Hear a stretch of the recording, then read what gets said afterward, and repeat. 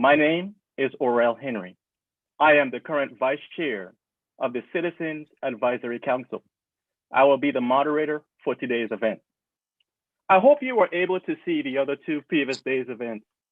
Just to give a brief recap, on day one, we covered affordable housing and heard comments from city leaders and presentations from some organizations that are purposed to ensuring everyone has access and opportunities to affordable and stable housing. On day two, we covered homelessness and heard comments from city leaders and presentations from some organizations that work with individuals and families in our community that do not have enough resources and are experiencing homelessness. Today's day three, and today's day three of today's weeks-long event.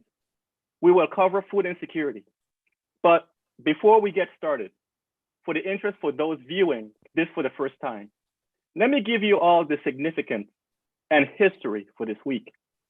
You see, the National Community Development Week was created for you. It is designed to educate the community and members of Congress on the successes of programs and grassroots projects that are happening that bring value here to our local communities. Our City of High Point receives annual funding from the Department of Housing and Urban Development, or HUD. Now, of course, you may have heard of programs such as CDBG or HOME. Well, CDBG is a community development block program. Now, locally, CDBG funding have helped to provide decent housing, expand economic opportunities, and suitable living. That being said, let's get started. Good morning, panelists. Morning. I am Good morning. so excited. Yes, so excited to see you all and for this event. Just a quick housekeeping note, because we're all virtual, of course, and to not distract from someone speaking. If you can mute your microphones when you're not speaking, it will be greatly appreciated. And I as well will do the same. Thank you. For our viewers, if you have any questions, I encourage you to place them in the chat. And at the end of all the presentations, we will get to your questions for these, for these agencies. Again, today we will cover food insecurity. So let's go ahead and get started. Let's hear from comments from our Congressman, Councilman Wesley Hudson and Councilman Michael Holmes. Good morning, everybody. This is Councilmember Wesley Hudson.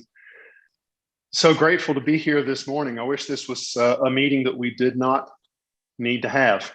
I wish that these problems were not things that were on the table, but they obviously are. And I first of all, appreciate the strides that we've made in the last few years, especially with growing High Point and the Greater High Point Food Alliance and the United Way to bring to light some of the issues that we're dealing with. I remember 5 years ago, the first time that I actually talked to Carl Vierling about food insecurity, not even knowing what the word food insecurity meant. And as we developed the Food Alliance, coming to be familiar with terms like food deserts, and terms that we didn't know 5 years ago are now fairly familiar to all of us. And I'm grateful for Carl's work, especially in that, in bringing to light the fact that High Point actually had some issues that were not readily being dealt with. So thank you, Carl. Thank you for everybody that is on this call this morning. Like I say, I wish that we didn't have to deal with this issue, but I'm grateful for the fact that these terms are now on the table and that we are able to come up with some viable solutions to them. I know that this is going to be, the solutions are going to lead to other solutions. So hopefully, I know that the problem will probably never go away, but I'm grateful for the opportunity to work to alleviate many of these issues. So thank you all very much for the work that you do. And I will turn it over to Councilmember Michael Holmes. Thank you, Councilman Hudson. I echo many of the sentiments that you have expressed here. food insecurity should, in a country as wealthy as America, should both embarrass us and challenge us. The fact that many of our neighbors have that fear of not understanding where their next meal is going to come from is one of the great challenges that we face as a society. High Point has faced some of those on a scale that I don't think any of us imagined in the past years. But with great challenges also come those who step up to face those. And so I applaud the efforts that High Point has made, the Greater High Point Food Alliance, many of the city organizations who have banded together, community gardens, the individual food pantries that have been run by ministries around the city. You've all stepped in to do a great work in battling this crisis. And so as we look forward to continuing to put forward efforts to make sure that no man, woman, or child faces food insecurity in this city, let's continue to work together and expand those operations that are out on the forefront battling this challenge. So I look forward to being part of the solution. I look forward to working together with each of you who have dedicated your time and your efforts and your talents to fighting these for the benefit of our fellow High Pointers. So I'm proud to be a part of this week. Community development is something that's near and dear to my heart, and this issue is something that I think we all should that should upset us, but also challenge us to do better. So thank you for having me, and I appreciate the opportunity to be a part of this. Thank you, Councilman Hudson and Councilman Holmes. Let's hear from agencies that address food insecurity. Let's start with Senior Resources of Guilford County. Ellen? Good morning. Can everybody hear me? Great. Because you showed up on the bottom of my screen and I just wanted to make sure. Thank you all so much for taking your time today to learn more about food insecurity, particularly in the area of seniors. Older adults are growing in population, and the challenges that they face are significant. And we have seen that significantly during COVID. We are incredibly grateful to the City of High Point, the Citizens Advisory Committee, and Michelle McNair for her leadership to help us get that message out and to provide us with some small support to help older adults who are living in their homes here in our community that are experiencing food insecurity. No one has made a more significant impact in this community than Carl Vierling. He has brought to the forefront in all of our minds the difference that being hungry makes for individuals. Many, many times you hear about the child that goes to school and goes to school without breakfast, may not have had much dinner and is very hungry. But that same issue is prevalent in our older adults in this community. And I think that we frequently forget about our seniors. It's easy to overlook an older adult who's living in their home, who doesn't come out to get their mail, doesn't take their trash toter to the corner or the curb to be emptied. And so they somewhat become forgotten. And we know that they're suffering and that they're hungry.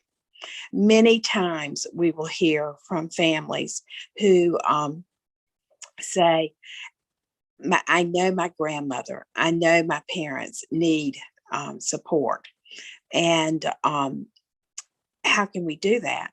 Because my parent is too proud to accept community support. And so what we try to emphasize to individuals is that no matter how old you are, no matter how much you have worked in your life, it's important that you recognize that you need a little bit of support to stay living in your home. For many, many of these older adults, it is much more cost effective to stay in their home, to stay with the things that they love, to stay close to family, as opposed to going into a facility. Senior Resources of Guilford can provide a home delivered meal Monday through Friday to help that older adult have nutritional support. If we see nutritional support sliding in older adults, that's going to exasperate into other issues. You're going to see people that are declining in their health. They're going to be more frequently to fall. They're going to have depression, and they're going to have an increased sense of isolation. And so by providing nutritional support and a wellness visit from someone, they feel that they're more connected to our world. We provide our Mobile Meals program, Meals on Wheels, to the community in High Point in a very different way than we provide it in Greensboro. We have a bevy of volunteers in Greensboro that deliver the meals for us. We used to deliver on a daily basis. And then with COVID, we moved to a model where we are providing meals in a frozen box 5 days a week and just delivering once. So they get 5 days of meals in one box, and they're able to choose what they want out of that box each day, as opposed to receiving a meal at lunchtime each day. I am very excited to tell you that we are moving back into a daily model effective May 3rd. We're very excited about that because we know that our folks have missed having their meals on a regular basis and seeing individuals. And who wouldn't rather have a hot meal than a frozen meal? We're very, very grateful to the city and to the advisory council for the funding that we received during COVID. COVID for us has been a blessing and a curse. It has allowed us to find more people that have recognized with the stay-at-home orders that they needed to have some nutritional support brought into their homes. And so they've reached out to us for help. And with your dollars, we have been able to do that. We did have a little bit of a snag in the beginning, and some of you probably have heard about it. But we were able, with the support of the United Way's COVID money, to purchase a second vehicle for our High Point route, because our High Point needs had extended what one route would cover. So we were excited about that. However, at the corner of Leonard and College one day, or I guess Centennial when it extends, there was a young woman, 19 years old, who was escaping the police. And she ended up running in and totaling our delivery vehicle. Fortunately, we did not have anyone injured in that accident. And I'm very grateful because the police uncovered about 19 weapons in the car. And so we were very grateful that she chose not to harm anyone as she escaped on foot. So that meant we had to turn around and order a second vehicle. And with the COVID shortages, it took us a lengthy period of time. And Michelle very graciously worked with us. And now we're back to full speed. And so we were given $29,137 through the COVID funding. That breakout was for $16,770 to support our Meals on Wheels program, and $12,367 to provide delivery expenses, as well as some individualized transportation for people during COVID that I'll talk about in a minute. We had anticipated, because each summer we give our program participants farmers market vouchers to go out to the Sandy Ridge Farmers Market and purchase fresh produce. They love that opportunity. And in the past, we have provided transportation directly from their sites. This year with COVID, we could not do that, but we reached out to everyone that got vouchers to see if they needed individualized transportation. And fortunately, families stepped forward and got their loved ones to the farmers market. So we did not need to use the money in that fashion. And we worked with city staff to reallocate those funds. 97% of the vouchers that we distributed in Guilford County were utilized, which is an incredibly high percentage. So we were pleased that people got fresh produce because that is such a blessing, as I'm sure you'll hear from Willa and other people that are farming in our community, if you will. Our Meals on Wheels program allowed us to fund the food for 53 seniors. We purchased 2,814 meals, which met the goal of the grant. Fortunately, we have had additional money that has come through CARES and Family First that has allowed us to continue to serve those 53 older adults. And so we're very pleased that we have been able to continue service. And we look forward to future opportunities to partner with the city to ensure that those people continue to get food. Because if you ever have had to call an 83-year-old and tell them that you're out of money and you won't be bringing them food every day, that is not something I look forward to doing. And fortunately, in the 20 years I've been there, we've never done that. And so we want to be able to continue those folks that we have added on during COVID. The agency overall has seen a 32% increase in the number of clients that we are serving through the COVID pandemic. And so that has significantly stretched our resources and our dollars because we have added no new staff to address those 32% increase of people. And once somebody comes into the Meals on Wheels program, they get more than nutrition. They find out about other services that we offer, like our information and referral line, other things that we do, like Senior Wheels, medical transportation, and they want to participate in those activities as well. And so we are happy to wrap not only our programs around them, but the community resources that we have access to make referrals and help them gain those services. In the area of transportation and food delivery, we were awarded $11,976, which provided 46 round trip rides to 12 seniors. Those rides were wheelchair rides, which we have to contract out because we do not have the trained staff or the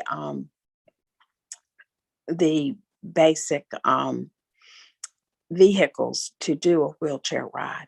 And so we utilized a service, and those rides are for individuals to go to preventative medical appointments. Our service is not one where you can call this morning and say, I really don't feel well, I'd like to go to the doctor. It is for a preventative ride. And so we are pleased that we were able to continue that service. We've seen a lot of volunteers that were reticent to have seniors in their cars. So we have seen some decline in the number of people that can get a ride.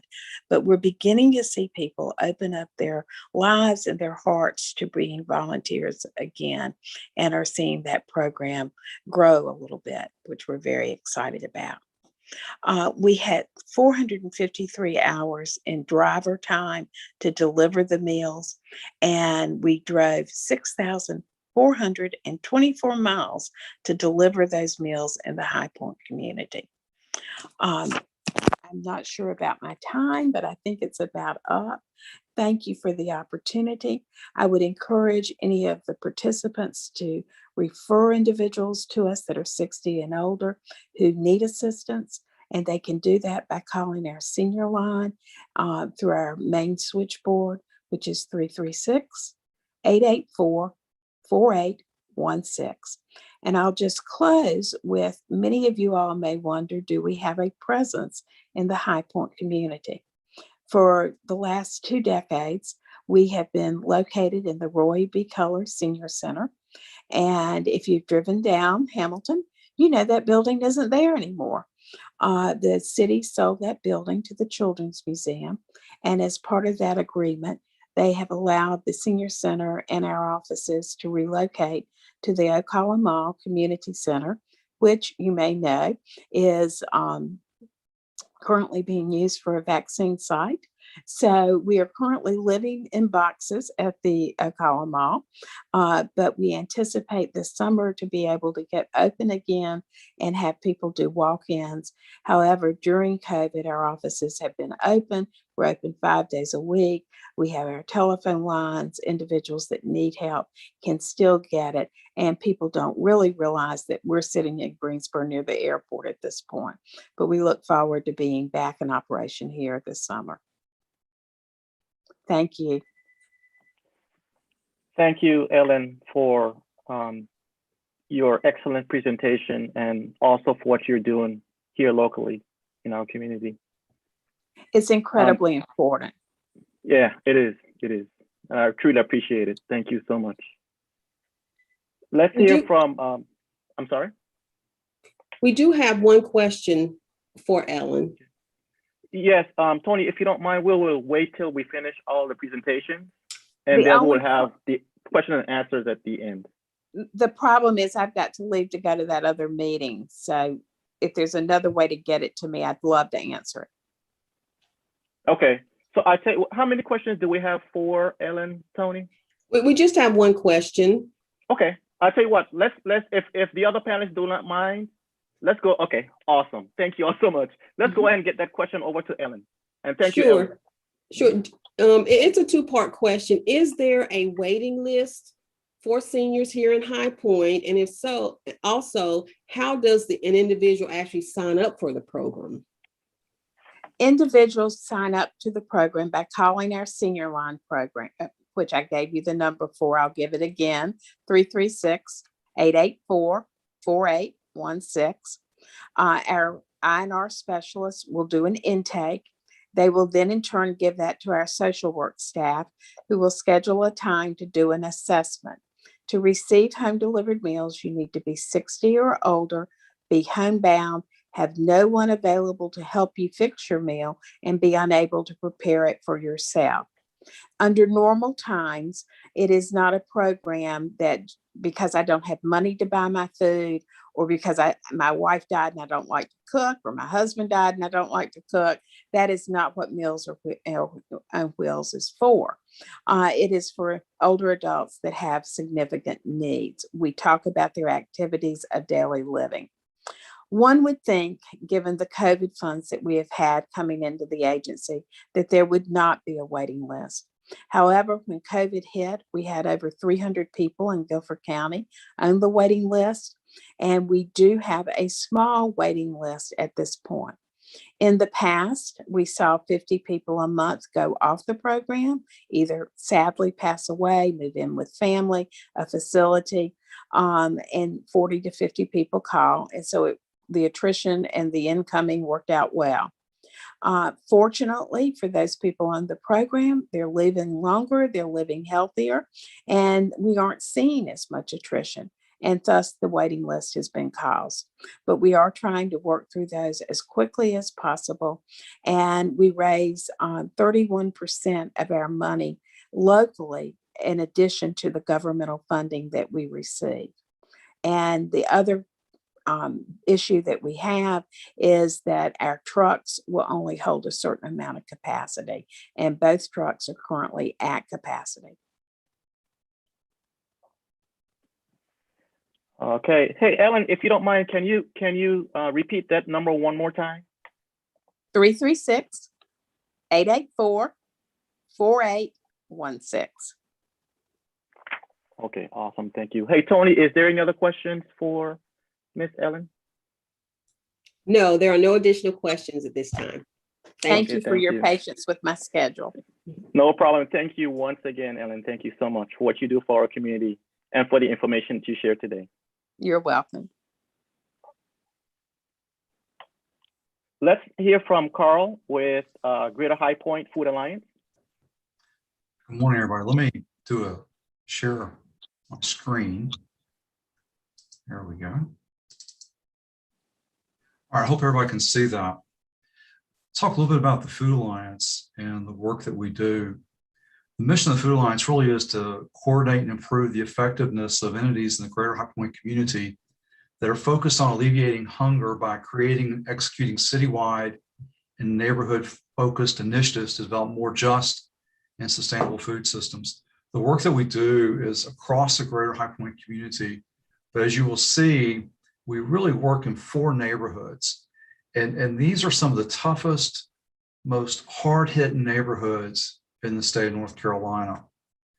And we talk an awful lot about definitions because they're so important for everybody to be on the same page. Food security really is about having access to the type of foods that you need for you and your family to meet your dietary needs, to meet your social needs. And it's also really about food preferences. One of the things that we would ask folks if we were in a setting where we could do questions and answers is, how many languages do you think are spoken in Guilford County? And most time you'll say, oh, maybe 3 or 4, no more than 5. But we've got 112 languages and dialects within our school system. We are truly an international community that goes far beyond the furniture market. And so it's one of the challenges that we face is, how do we meet all the dietary needs? And that's one of the challenges that we're facing. We're really working hard on that. And a lot of times you'll hear food insecurity is defined as not having access to food that you and your family need, or not knowing where your next meal is coming from sometimes. But really, access to good, healthy food that meets all your needs. We can talk an awful lot about statistics. One of the terms that we use is food hardship. And food hardship is about having enough money to buy the groceries that you and your family need.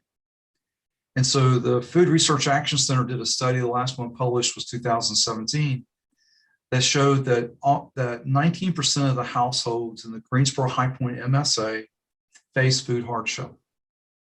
At one time, we were number 1 in the nation in food hardship. We have made tremendous progress over the last 5 years to where we're now number 14. But you don't want to show up anywhere on this list, because it's saying that we've got 20%, almost 20% of our households don't have enough money to buy the groceries they needed. That's prior to COVID-19. That's prior to all the issues that we've been dealing with. That's prior to what we see as food inflation beginning to hit local consumers. So I don't know if any of you ever do any grocery shopping, but I do a lot of shopping in our house, and the grocery bills continue to mount. They're getting more and more and more. 25% of the households facing food hardship are households with kids. And we're number 6 in the United States on that front. So 1/4 of all of our families with children don't always have the money they need to buy the kinds of food that they need. And then you'll see that we have 16% of the households without children. I always tell people, think about seniors, and that we're number 24. Actually, there are some new data just now coming out that puts our area at number in the top 10 in the nation for food insecurity and food hardship for seniors. And for Guilford County, it's 17%. The last study we did with High Point University, our food insecurity rate actually for the greater High Point area was 24%. I want to talk just a moment though. It's not just the statistics, it's the faces behind the statistics. That's really important. Back in the day when I was pastoring an inner city church in Greensboro, I met a young man at a youth camp, and they brought him to me because he was so hungry, and they were all upset because the child hadn't had anything to eat since the day before. And he and I were talking. I found out his story. Every number that you see has a story behind it. It's a real life person. And he was the youngest of 4 kids. His brothers and sisters would sometimes take his food and take it from him. His mom didn't always have enough money for milk and would use Kool-Aid. And so they brought out his sandwich that I'd asked him to fix for him, asked this little boy to pray a prayer of blessing. Just, you want to pray for your meal? That little boy outprayed any preacher I've ever heard. It was a sincere prayer. And so the next morning, we're serving breakfast. He's got this great big old pile of food. And I said, well, how was last night? He said, I didn't hear the first gunshots. This is the quietest place I've ever been. Not one gunshot. Think about this for a moment, being a child and hearing gunshots every night. Future. Well, I gave him a banana. He said, what's this? I said, it's a banana. He said, no, really, what is it? I said, it's a banana. He said, no, it can't be. Bananas only come in black. Only come in black. So the other end of the spectrum are the seniors. And sometimes I don't think they always get the attention that they need. I had a law professor in grad school that I always say, if you're going to have a train wreck, plan it. Our senior population is going to be North Carolina's train wreck. We were doing a study in the Highland Mills area, and we found that half the seniors in that neighborhood are skipping meals or skipping their medications. Imagine having to make that choice day in and day out. We know that a lot of seniors are raising their grandchildren. In fact, there are 1,500 grandparents in High Point raising grandchildren. Now, I'm older than most of you on this call, and I got 5 grandkids. Let me tell you something. My kids are going to eat before I do. And we've got a lot of seniors that are making that choice between themselves and their children. The projection is that food insecurity for seniors will go up 50% over the next 15 years. And I think as we get further along, we're going to see the numbers even be worse. We need seniors that they're actually using animal food instead of human food. I did a presentation like this a few years ago to a group in High Point, and I talked about how seniors were using animal food, and one of the folks in the audience called one of our board members and said, when she went home that evening, she started thinking about her own grandmother, that every time that you opened the pantry, you always saw all these cans of cat food. But she never had a cat, and you never saw cats hanging around the house. And a lot of times our response is, well, they must have done something wrong. That's not true. Sometimes people have medical bills that they never could have imagined. Sometimes they lost a job. North Carolina lost more jobs to NAFTA than anybody else in the United States. Our communities were devastated, and those jobs never came back. A lot of people have seen a downturn in the economy in 2008, 2009, and a lot of seniors lost about everything. So for every time you see a number, I want you to think about the face that's behind that number. We talk about food insecurity in children. Adolescents suffering from food insecurity are 1.4 to 1.5 times more likely to be obese. A lot of times I'll get an email and say, well, we don't have a hunger problem in High Point. We have an obesity problem. We just have people eating all kinds of junk food. Well, the reason for that is sometimes they don't have the funds or the means to get healthy food. When we worked with High Point University, they asked the question about the kinds of food. We relied on only a few kinds of low-cost food to feed the children in our household because we were running out of money to buy food. It's a whole lot cheaper to go through McDonald's and get a Happy Meal than it is to go to the grocery store and get a good, nutritious meal. When was the last time that you bought everything you needed for a good salad, and how expensive was it? And costs are only going up. Parents every day are having to make choices. Grandparents every day are having to make choices. And there's a real impact on this. This is a chart that shows Guilford County and life expectancy rates. And if you look at the bottom part in the center, you'll see the census tract within High Point, where the average life expectancy rate is 65 years. You look at this map and you look at other parts of Guilford County, you will actually find that the life expectancy rate in some of these other places is 85 years. There's a 20-year difference in life expectancy. And so where you live oftentimes will determine how long you live. It's about access to resources, about access to good, healthy foods, which goes into the very next map, which are the food deserts. There are actually 24 food deserts in Guilford County, 7 of which are here in High Point.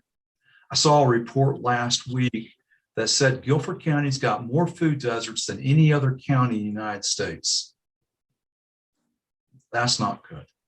And a food desert's an area where there's no grocery store, there's no full service store that people have access to. And it's based on what the income level is and transportation. But where you see on this green map in High Point, those are all food deserts. And not only food deserts, but they're also healthcare deserts. You don't have any healthcare providers in those areas. And transportation is always an issue. People don't always have access to get from one place to the other. One of the things that we're going to do this spring is called a walk to the store day. And we're going to walk from one of our neighborhoods to one of our stores. And it's going to be a challenge because you have to cross major thoroughfares multiple times, or there's not always a sidewalk. And so these food deserts really have an impact on our community. And the work that we do really is within those areas. So for the Food Alliance itself, we're not a direct provider of services. We don't do the work of Growing High Point. We don't do the work of Senior Resources or the Backpack Program at the United Way. We're this organization that really stays in the background as much as possible to serve those that are working. So we work in 4 neighborhoods: Burns Hill, Highland Mills, Washington Street, and West End. Burns Hill has the 3rd highest concentration of poverty in the state of North Carolina. 3 of the 4 neighborhoods are in the 27260 zip code, which is the 5th poorest in the state. And our role is not to tell them what to do. Our role really is to ask them, how is it that you would solve this issue? What do you want to do to solve food insecurity? And we just come alongside them and help them achieve their goals. We have different groups, different teams. You've got a group that works on food access, food education, research and policy. We've got the seniors, and we've got urban ag, and then the food security fund.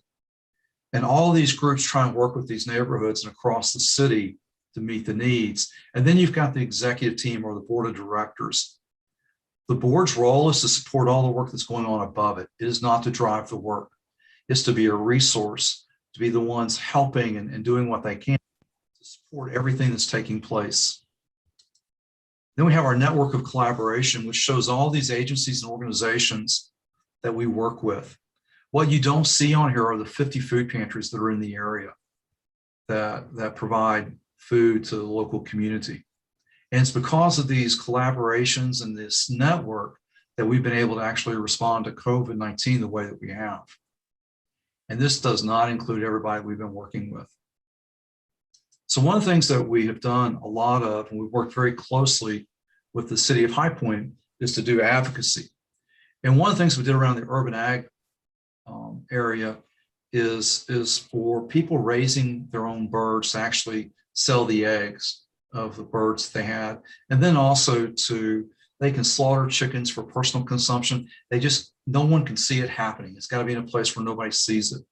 The other thing that we did, we worked with Growing High Points in the city of High Points to create an adopt-a-lot program, which allows nonprofits to adopt vacant city property, which is really one of the most innovative programs in the state of North Carolina.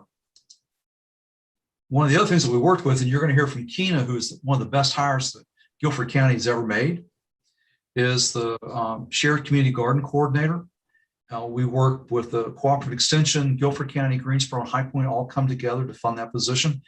That position has made a tremendous difference in our community as far as creating gardens and working with schools.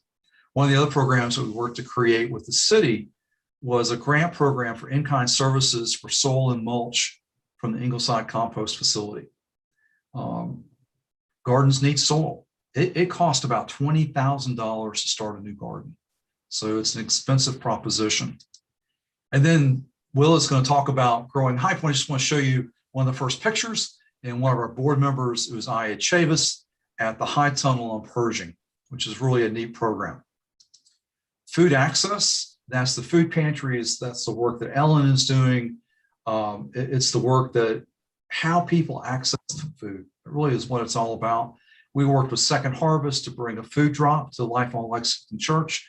Since that program started in 2015, they have brought in over $4 million worth of food to High Point, $4 million. And so every week they're continuing to distribute. One of the things about the food pantries, they've all seen a doubling in the number of people they're serving due to COVID-19. The other thing that we have is actually a High Point Food Finder app, which is a free download. You go to Google or Apple and type in High Point Food Finder, and it's a free download. It has all the resources that are available within the community. It says find food. We're trying to get that reworded where it says find help. It's got emergency assistance. It's got food pantries. It's got senior programs. It's got where the gardens are, backpack programs, meals for the kids in school. But that's a resource that's out there and available. Food education is another really important part of addressing food insecurity. This is actually a couple of grad students from UNC Chapel Hill. We were actually doing a cooking demonstration with stuff coming out of the Burns Hill Neighborhoods Association's garden. And one of the things that we worked with the city of High Point early on is through the CAC, we were able to purchase and hand out cookbooks. And the grant dollars we got from them also helped us start that community garden at Burns Hill. One of the newest programs is the Food Security Fund, which we're in the midst of right now, where nonprofits and agencies and others can submit grants for sustainable projects. And so what you see is the inside of the food hub as it was being developed.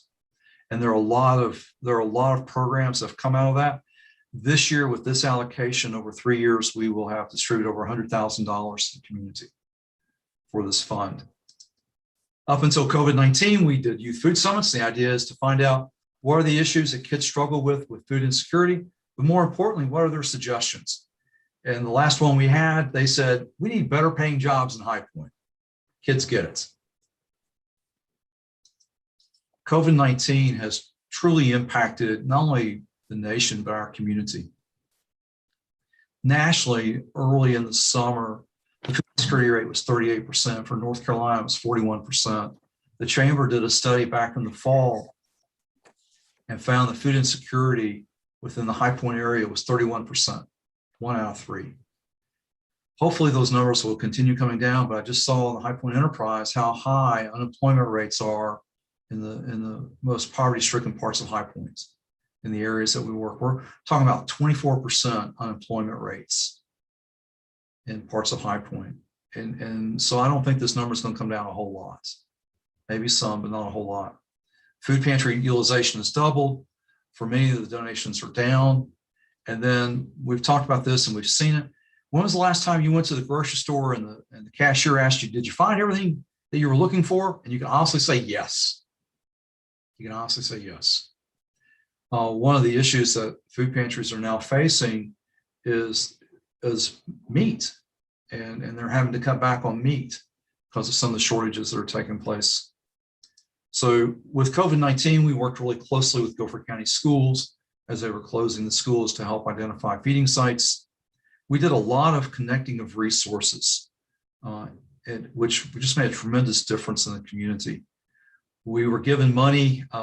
The Condon Family Foundation gave us $30,000, which we within 7 days distributed to local food providers. We got back into the community. Food Alliance has been a major disseminator of information for the community and those working. And then we got a grant from the United Way where we were actually able to work with the city's Human Relations Department. And we were able to provide fresh food to our international community that had tested positive for COVID-19.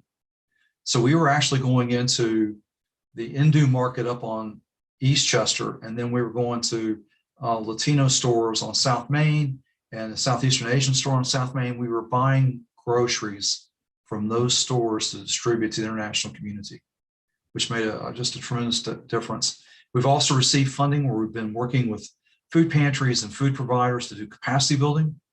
We have already allocated over $60,000. That means that we have bought refrigerators and freezers and pallet jacks and carts and insulated bags, whatever it is that organization needed in order to serve more people. And now we're working on how we can create an innovative food system, something that is just and equitable, something that will serve all the folks in our community. And so I'm gonna stop right there. Thank you, Carl, for the information. I tell you, looking at the statistics concerning the food insecurity rates, wow, I can't say it's something that we really do need to address, not only nationally but definitely locally.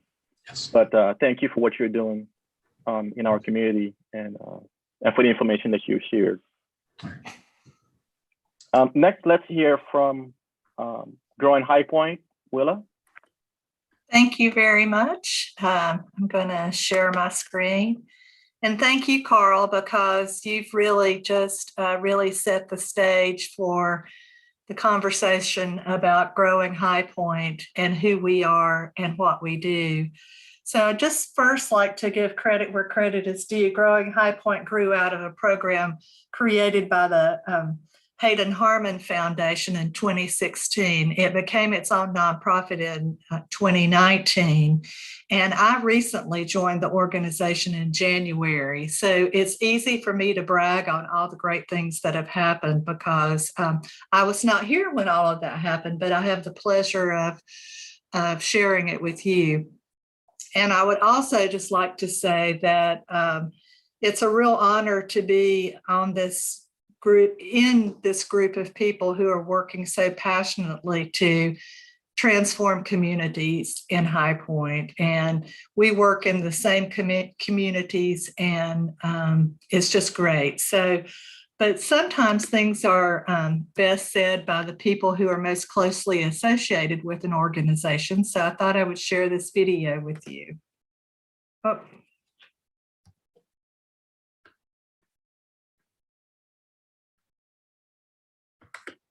There we go. If you don't have food on your plate, you don't have any freedom of life. How do we empower people and show them how to grow food? Just a few years ago, I think in 2014, we were #1 in food insecurity in the whole United States. Growing High Point is a nonprofit organization that transforms vacant lots in the city into urban farms. They found positive impacts on health and crime just from beautifying a vacant lot. If you plant the seed and grow, you can feed your family. So I signed up for their newsletter and just started kind of keeping up with what was going on and coming to the market every Saturday, and the lettuce was really good. It's hard to find pesticide-free lettuce. We're really about feeding our community. Boom, they said, we heard you bragging about what you can grow. Let's see if you can do it. And you want the greenhouse. I was like, sure, I can handle that. Everybody doesn't have the blessings that we have. As a child, we saw the supermarkets on every corner. Now you got these empty strip malls, you got these empty, huge buildings that used to be grocery stores, and folks can't get to the food. You know, the U.S. government said if you can't walk in 10 minutes and get fresh food, you're in a food desert. So they end up walking to the corner store, the gas station, and they get boxed macaroni and cheese, Vienna sausage in a can, and it's just not a healthy diet. And you see those negative effects. Obesity, high blood pressure, all types of diseases that have been created, rare forms of cancer. How do you know for sure when you go to the grocery store and you buy an apple that they didn't put no chemicals on it? Do y'all have gardens? Yes. Yes. Even like her, for example, she doesn't look at tomatoes the same as everybody. You know why? Because she has a garden, and she has experienced the difference in taste. I think that's what we need to get back to, is growing our food locally so people can get to it. Make it possible for folks to come buy local foods in the neighborhoods. How can I have a 2,500 square foot greenhouse and the folks on this street going hungry? No. Bruh, get your bag, come up here. Pick what you want. Since 2016, we've been doing neighborhood farm stands. And the lettuce 3 and the squash is all $1.50. Yeah. Community oriented, that's our whole purpose of revitalize our urban neighborhoods. Yeah. So it's within our mission statement to basically bring community up. About 5 years ago, I embarked on a spiritual cleansing of myself and society and what we eat, what we consume, how to empower ourselves, how to empower our communities, just bringing out love in total, not necessarily personally, but for everybody. Inside of the house, we're looking to grow probably from 6,000 to 10,000 pounds of tomatoes. The infrastructure costs a lot of money, so we're trying to figure out a way to make it sustainable. Usually the way to make it sustainable is trying to get as much money for your value. So then what is all of this? All this is production, so the farmers market and chefs. Thank you guys for coming to the groundbreaking ceremony of what we're calling the Micro Food Hub. We're a growing organization and we needed the space and a facility to wash, package, and store locally grown produce. 5, 4, 3, 2, 1. As it continues to grow with the food hub and selling to restaurants, it's going to hopefully develop some full-time jobs, and other businesses will spin off of it. There you go. Awesome. What I do is, like, when they were kids, I bring them in. Some people don't always have guidance. They don't have nobody to show them positive things in life. Also, what people don't realize is, like, it's a hustle. You can buy you a $2 pack of seeds and plant those seeds in the ground. When the stuff that comes off that seed, you can make 10 times as much. But in the time it takes to get that, you'll have lots of time to learn about different things, how to grow, what you need to grow with it to keep the pests from going down. Do you need to water this much, or you got too much water? Does it need to be in the sun? Does it need to be in the shade?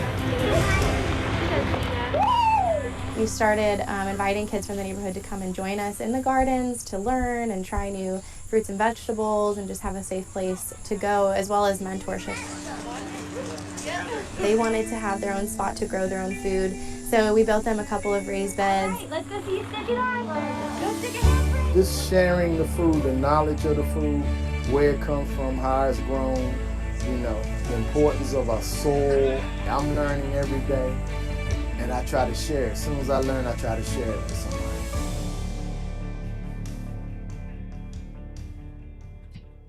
So I hope what you heard out of that is that we are community focused, focused on community revitalization, job creation, youth development, and in these neighborhoods that need resources so much. So that's who Growing High Point is. And now I'm going to talk a little bit about how we approach our work. So what we're really trying to do is to improve the economic growth and health of the community through the lens of urban agriculture that includes community gardens, urban farms, and a little bit more as well. So a local food system has components, so we all like charts, and so I just wanted to outline how Growing High Point is addressing a local food system in the different areas. So we have community gardens and urban farms, and we also help individuals occasionally. A lady called me recently who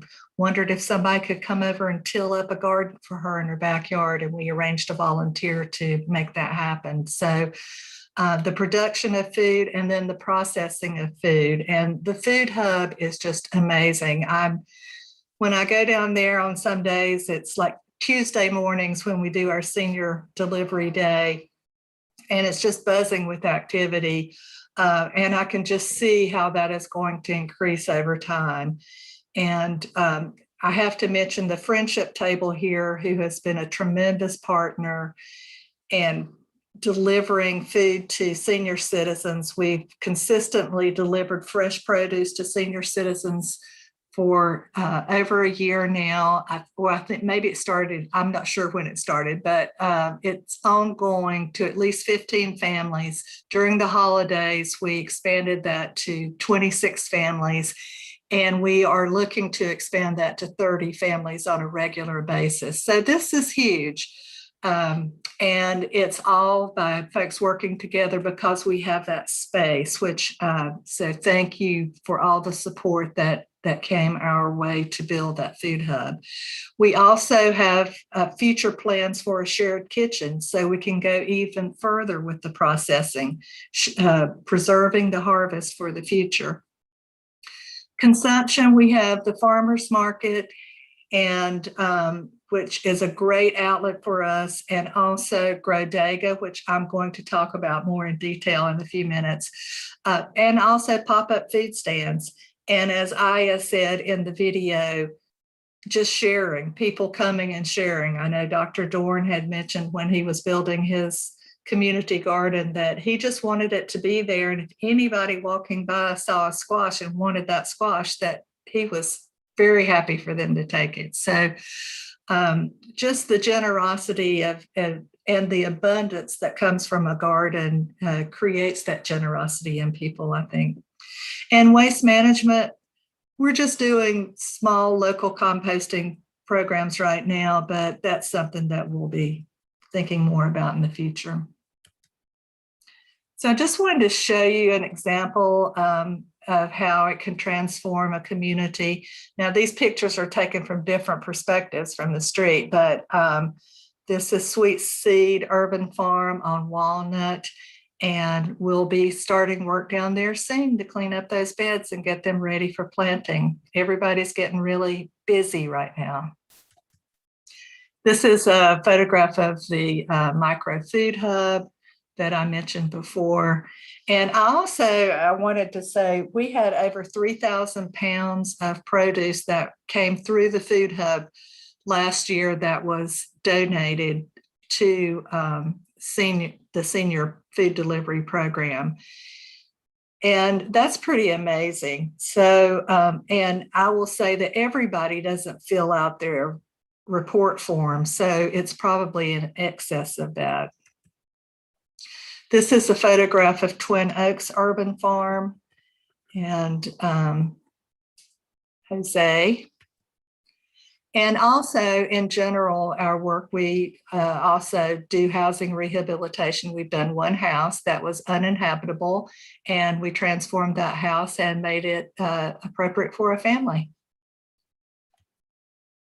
So I wanted to talk more about Grodega because we were awarded a community development block grant in 2020. And that, again, was before I came, but when I came in January 1st, that's all everybody was talking about, and we all got busy really quickly.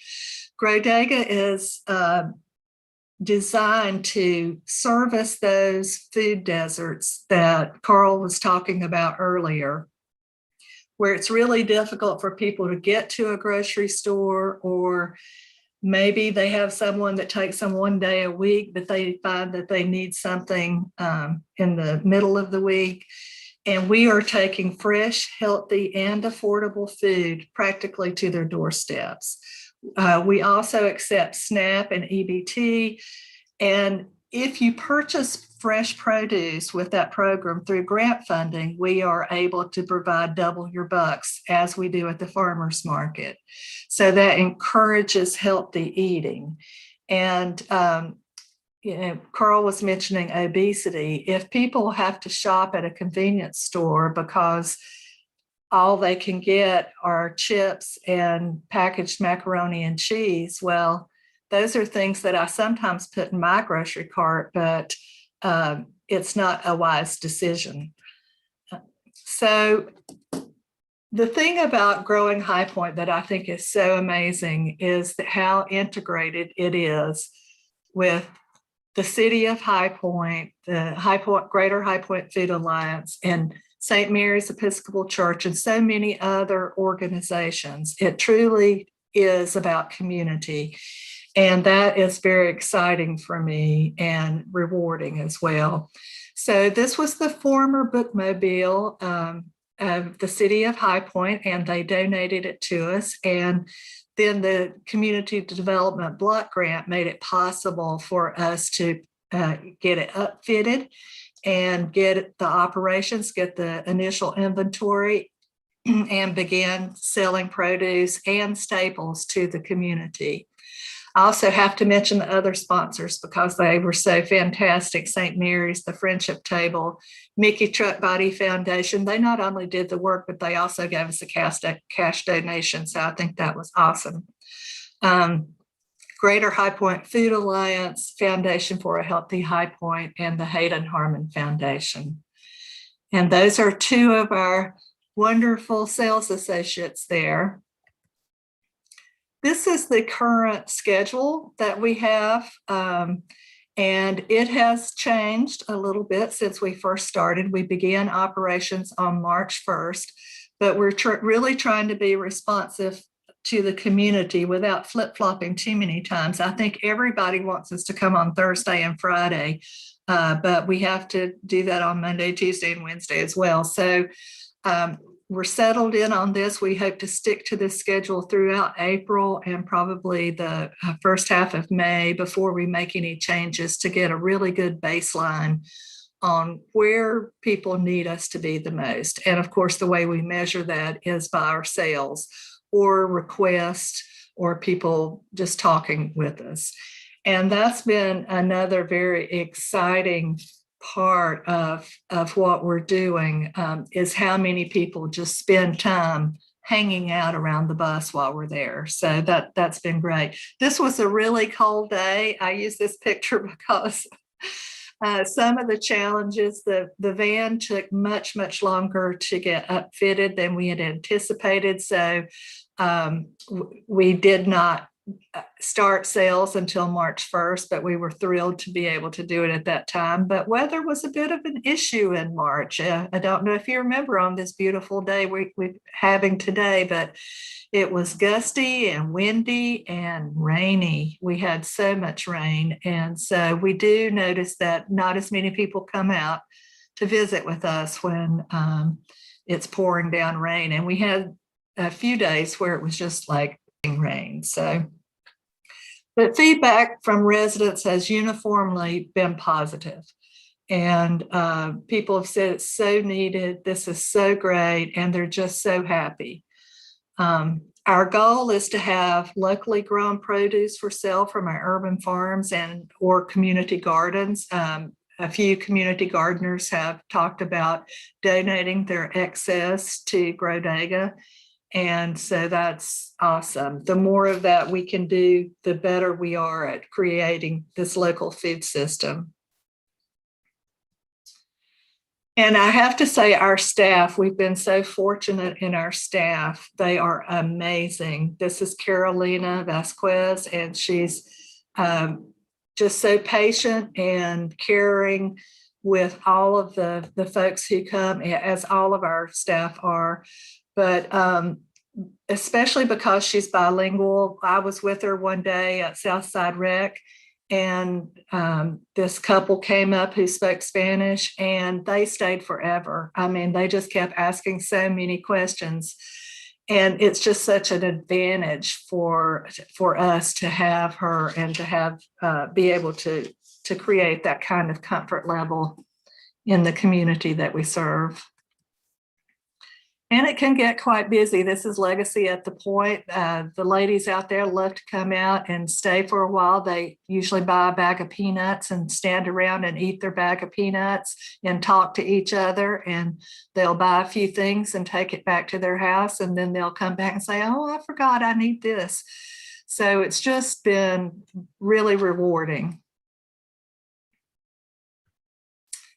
And this is another shot, I think. I'm not sure if this is New Garden or Brentwood Crossing, but just how we try to display the food so that people can see what they're purchasing. And we have most of the staples inside where the customers cannot go inside.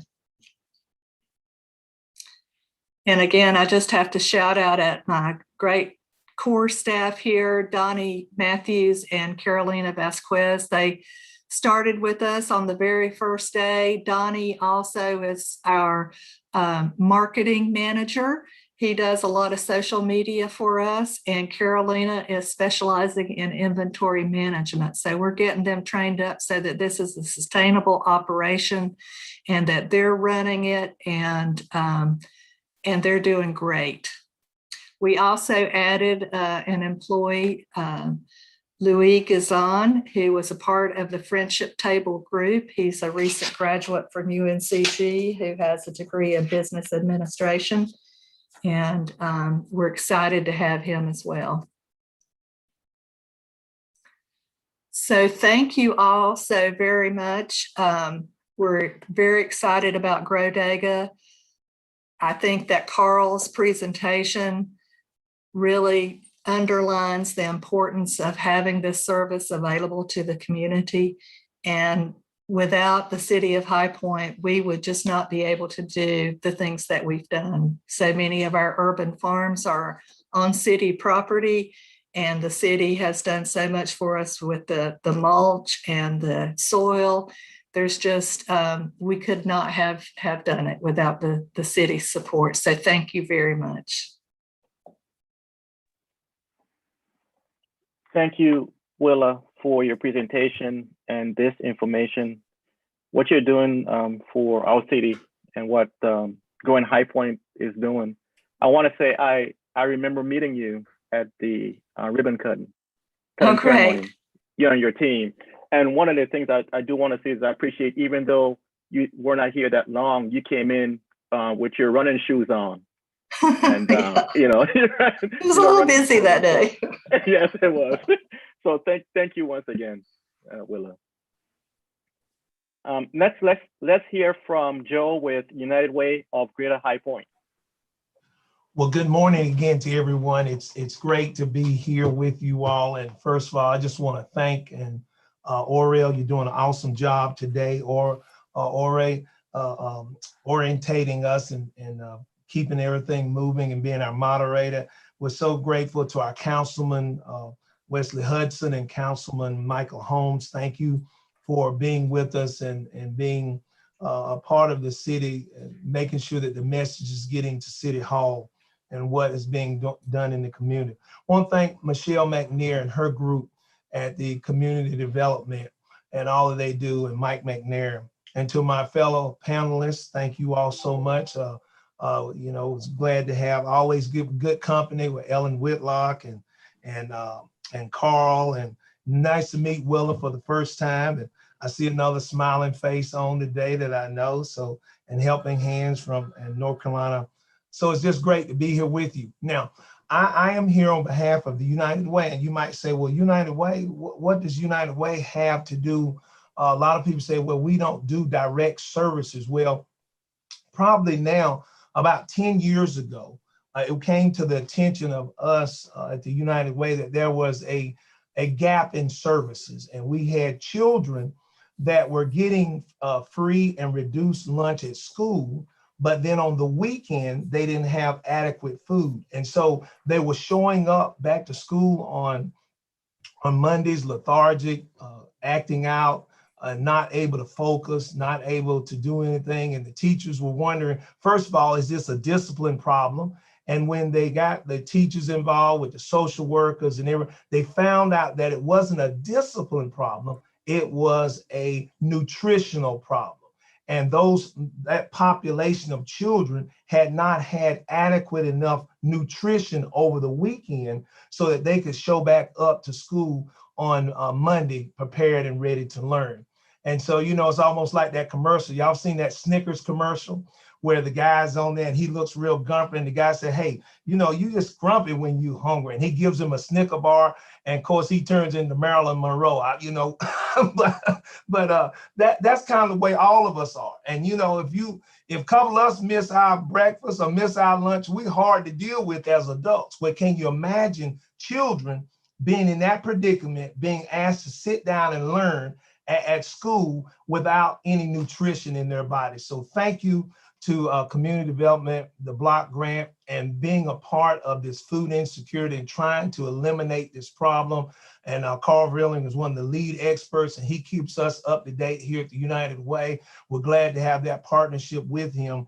So the United Way, what do? We develop partnerships and relationships that make a measurable difference in people's lives.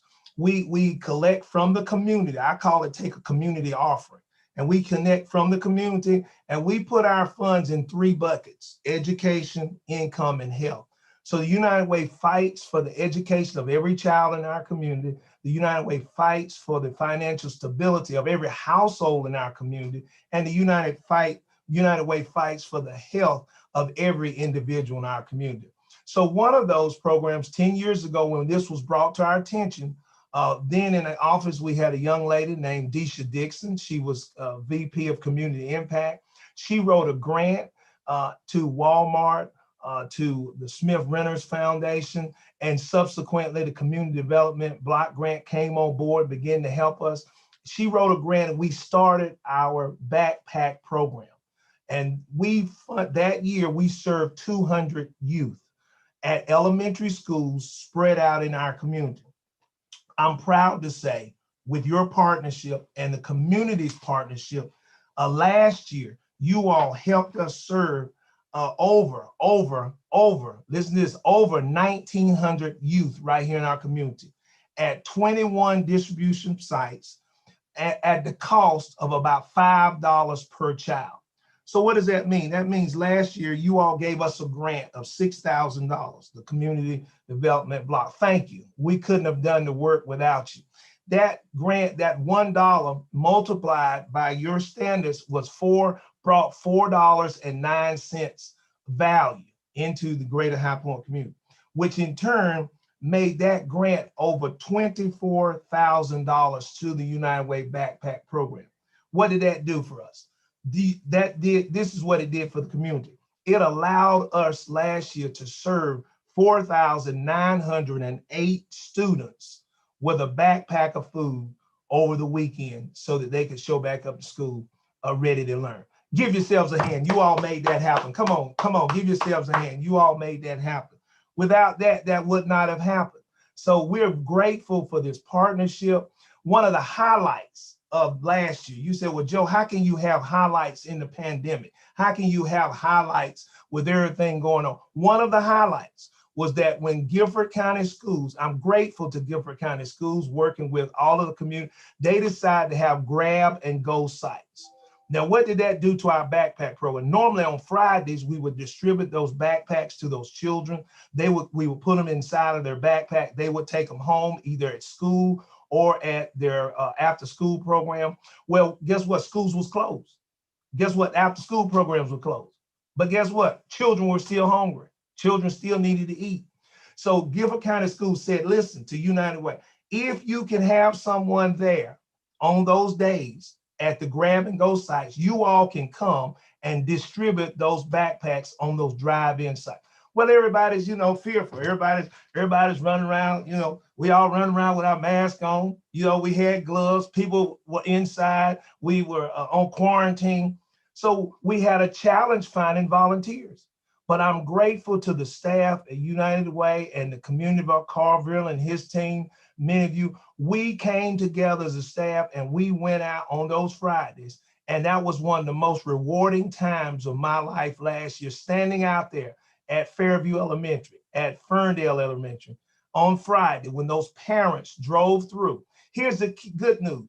Because of your grant and because of what we were going through with COVID, we didn't have to have a list. We said, we're not going to have a list. If a parent drove to that school to get food for their children, they needed food. And so we were proud to be able to hand them a backpack of food on behalf of the United Way and the community to help alleviate some of the pressure that they were under. Well, I ran into a grandfather standing out there one Friday. He had 2 children. He said, my daughter's an essential worker and she has to work. So now I've got to take care of my 2 grandsons. He said, and you just don't know how much this backpack is helping me make sure they look forward. Y'all hear the words I'm using? The children look forward to coming with me on Fridays to receive this backpack of food. You all have, well, I want you to know that backpack of food is nutritional. We have child-friendly food in it, food that children enjoy. And we give that, and we were able to offer hope, and we're able to let those parents and those grandparents know that you're not in this alone, that your community is with you. Without your support from the Community Development Block Grant, that would not have happened. That would not have been possible. And the truth be told, we lost count because we stopped taking names. We just said, if you come to school, you drive in there, need some food, we're going to give you a backpack of food. Now, some of you might say, well, what does that backpack look like? Well, if you were here with me, I'd show you, but I'm gonna hold it. If you can see that, this is what it looks like. We pack them. We use volunteers that pack these backpacks. We're in 2 school districts. We're in the Guilford County schools and Randolph County. We have 4 cities that we work with: Archdale, Trinity, High Point, and Jamestown. And we have 20 sites. These, the school sites are Fairview Elementary, Kirkman Park Elementary, Oakview Elementary, Allen J. Elementary, Florence Elementary, and Ferndale Middle School grab and go sites. And we've added High Point Central at grab and go site. The agencies that are partnered and come along with us. This is the community partners: Boys and Girls Clubs of Greater High Point, Carl Chavis Memorial Branch Wide, Community Outreach of Archdale and Trinity, Salvation Army Boys and Girls Club, High Point Housing Authority, D-UP Program, High Point Leap, Operation Excel, Triad Food Pantry, Helping Hands Ministries, Macedonia Family Resource Center, West End Ministries, YWCA of High Point. These are our agencies that are helping distribute food on the front every day, weekly to our children. And we're glad to have the partners. Let me mention our partners. Our partners: Wells Fargo Foundation, the City of High Point Community Development Block Grant, Food Line Feeds, Heritage Home Group, Charles E. Hayworth Jr. Foundation, the Richard and Sybil Hayworth Foundation, the Wyndham Championship, Signature Wealth Strategies of High Point, Kiwanis Club of High Point, and the Greater High Point Food Alliance. You all allow us to make sure that we're doing a little bit. You all are doing the heavy lifting. We're there. We're just out there, glad to be able to put a backpack of food into a child's hands on a Friday, so that that parent knows that that child will have some food to eat over the weekend, and that they can show back up Monday morning ready to learn. Well, with that, I just want to say thank you. You've helped us do it. We could not have done it without you. It will not be able to be done without you. So thank you for being a part of this. Thank you for being in the community, being concerned about food insecurity. You've already heard the statistics that 1 out of 4 of our children go to bed hungry at night. And you know that, as people said, as Councilman Holmes says, that's kind of embarrassing, but it's also challenging. It should challenge all of us to do a little bit better, to make sure that our children are taken care of in our community. I'm going to share now a final video, and then I'll close with any questions or anything.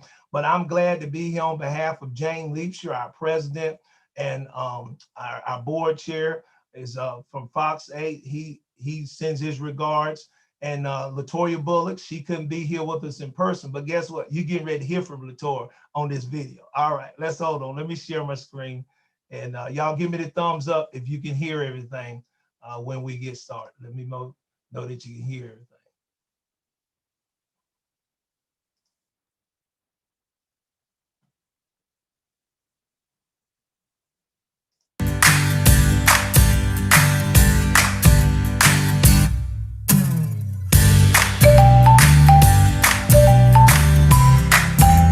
My name is Brenda Gerben. I have 2 girls that attend the Salvation Army Boys and Girls Club. They receive backpacks, and we're very grateful for it. Being a single parent, you know, there's shortage of food in the house, and that replaces the meals that I don't have for them. My name is Latoya Bullock. I work for United Way of Greater High Point.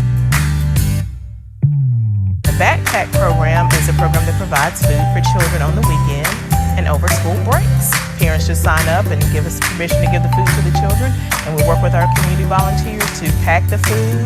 I work with our partner agencies, schools, local pantries, and after-school sites, and that is done for over 1,900 children that are in need in our community.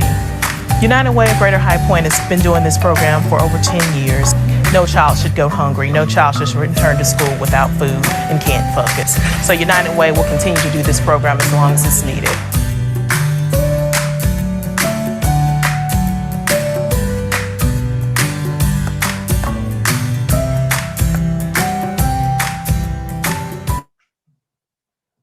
Hopefully you were able to understand Latoya, and we will be here for the community as long as needed. So I want to answer any questions. There are information on our website. Some people say, well, how can we help?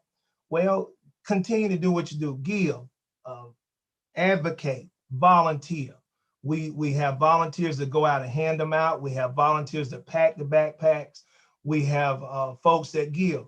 folks that are able to give $5 a week. Everybody hold up 5, put up a hand of 5, give me 5. $5 a week helps us put another backpack on the back of an elementary child or child in our community, and you're responsible for that. So thank you. I'm open for any questions that anyone may have at this time. Thank you for the opportunity to share and tell a little bit of our story because of you helping us be successful. This helps us complete the mission of the United Way. Thank you, Joe. Hey, Joe, do you by chance have time for us to get Kina presentation before we get questions, or are you on a time frame where you have to leave now? No, I'm fine. Go ahead. I'm here. Okay. Yeah, if you don't mind. And thank you so much, Joe, for what you are doing here in our city and all those years. I still have countless of emails from you from way back when, between you and LaToya. But I truly appreciate what United Way of Greater High Point is doing and the many things that's happening here because of the work that you all have and are committed to for our city. So thank you once again. All right. Well, thank you too, Ora, for being a Project Board Development graduate too. You and Tony, it's good to see our graduates. Yep. Thank you. Doing great things in the city. I appreciate that. And Carl's one of our instructors, so we're glad to have him. And Michelle's family, she's our incoming board chair and chairs our. So we just got family all over the place today. So I'm gonna let the family go. See y'all later. Amen. Thank you. Thank you.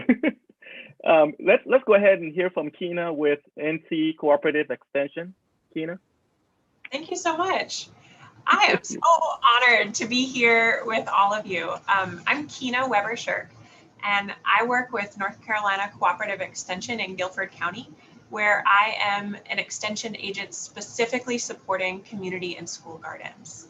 And so that means that I have the honor and the privilege of getting to collaborate with many of the people on this call today in High Point and people across Guilford County. So I want to spend most of my time talking about the impact of community gardens in High Point. But before I jump into that, I wanted to share a little bit about North Carolina Cooperative Extension, because it's an organization that I didn't know a lot about and I didn't really understand before I started working here 3 years ago. So Cooperative Extension is the education and outreach organization of our land-grant universities. And in North Carolina, we have 2 land-grant universities that we work with. We work with North Carolina A&T State University and NC State University. And what people in my role as extension agents do is collaborate with specialists and professors at these universities and share the research and information that's coming from those academic communities to everyone in our community. The kind of the promise of land-grant institutions is that because they're publicly funded, that what goes on there should be as accessible as possible to all of us in the community. And so what I really love about my job is that I get to collaborate and coordinate with all of you and set my own program really based on local needs. And then getting to meet people and work with people and plan with people in their own spaces. Kind of the old language for that is saying that people in my position are field agents. We're not supposed to be in an office like you see behind me. We're supposed to be outdoors in community spaces. And I love that. So kind of the focus, the main focus areas or the specializations of extension are agriculture, and that's working with farmers, doing commercial horticulture, working with livestock, working with kind of landscaping and nurseries, and then also consumer horticulture, doing the Master Gardener program, or urban agriculture and horticulture, which is kind of more the work that I do. Also focusing on 4-H youth development, community development kind of runs through all of what we do, having an emphasis on food and nutrition and the environment. And so I work with a number of really great coworkers, and all of us kind of play the role of both being educators, of leading programs and classes, as well as being consultants and collaborators and planning. And so what that means is that there's a list of programs that are coming up in our county, and most of them are free on our through our website. But if you're interested in something in one of those areas that's not an existing program, please reach out and we can plan something specific to your community. And I think that kind of leads me to my position and community gardens. So I started in this position in 2018, 3 years ago. And I'm the first person. Carl mentioned it a little bit in his presentation, but my position to support community and school gardens in Guilford County is an interlocal agreement, which is pretty incredible. I'm supported by the City of High Point and City of Greensboro, Parks and Rec Department, and Guilford County. So all three of these organizations recognizing how important community gardens and school gardens are for community development in our area. And that, you know, in High Point and across the county, there's a long history of community gardens that are doing incredible things. And there was a recognition that gardens can have even more of an impact if there is even more support for capacity building and for technical support of the community garden leaders, because community gardens require so many things. It's kind of having access to the land, like Carl was talking about, where the City of High Point's providing the Adopt a Lot program. So accessing land, accessing water, reaching out to a community of gardeners. And then when you bring in other people, making decisions together as a community about how do you garden, who gets to have the produce, what is a fair distribution of labor, you know, is everyone contributing? And then kind of how do you keep it going year after year with funding, but also with people and energy? And how do you teach new people who come in and want to garden but don't know how yet? So kind of all of those pieces are things that I get to help with and connect people out to people like Growing High Point and Willa, or the Greater High Point Food Alliance, or any of the other folks on this call.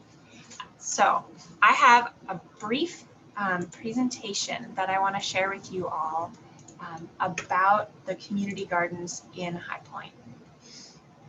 And I wanted to start by saying that I have a real focus on increasing food security. I know that community gardens on their own are not a replacement for grocery stores, but I think that I really want to echo what Willa was saying, that having spaces in our communities for food production and food access does make a really positive impact in our communities.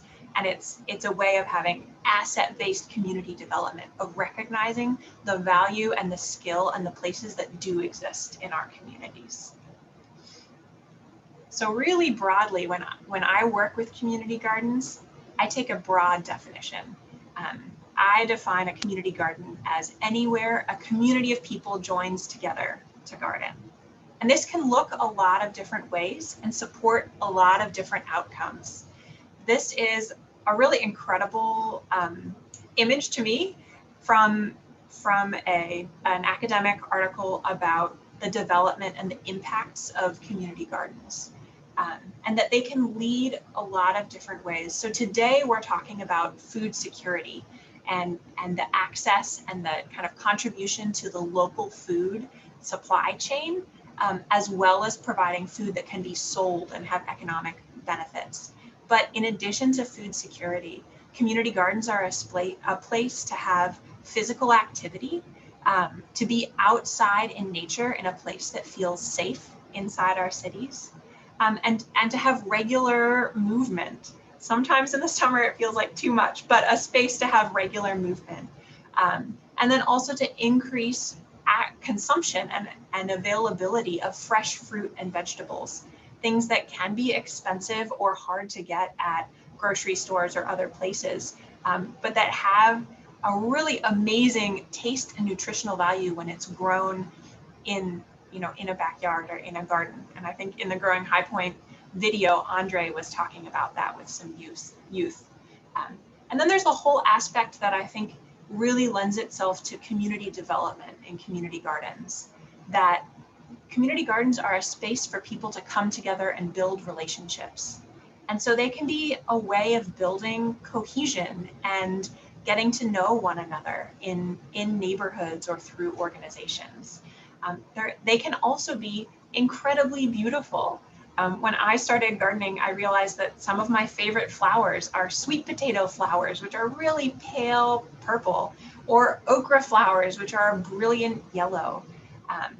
And because they take so much work and commitment, community gardens are also a way to have ownership and pride in a community space, which I think is really important and beautiful. So I mentioned that community gardens can look a lot of different ways. In High Point, there are about 33 community gardens, and they have a lot of different missions. So 2 community gardens are dedicated to being teaching spaces and working with youth or people of all ages to learn more about gardening and growing your own food. 4 gardens are specifically donation gardens. They're dedicated to all of the produce that's grown in that garden is going to be donated to local families or local food pantries. 10 of the gardens are neighborhood gardens. They're open for people in the neighborhood to come and garden, to have their own spot to grow whatever they want. 15 of the gardens are on school property and are tied kind of in tandem to be an outdoor classroom and learning space for young folks. For even younger folks, there are 3 gardens that are located at early childhood centers. So for kind of birth to 5, exposing really young kids to new foods and expanding their palates and kind of being able to explore in that space. And then Willa talked about how there are 8 urban agriculture lots through Growing High Point. And one of the things I wanted to talk about that's through the Community Development Department is an initiative from the city of High Point that has had tremendous support for new and existing gardens. And that is the Community Garden Assistance Grant that started in 2018. So I want to talk about kind of the last fiscal year from July 2019 to June 2020, what an impact this program has had. 12 community gardens and urban farms were supported within that year, and they were able to receive a total of 87.12 tons of material from Ingleside Compost Facility. And that was a combination of topsoil, compost, and mulch. And for this program, the city was investing, or the cost to the city was $2,303.05. And what came back to the city is that these gardens grew an amount of produce that if all of it were sold would be a value of $115,344. But it's not all about the money.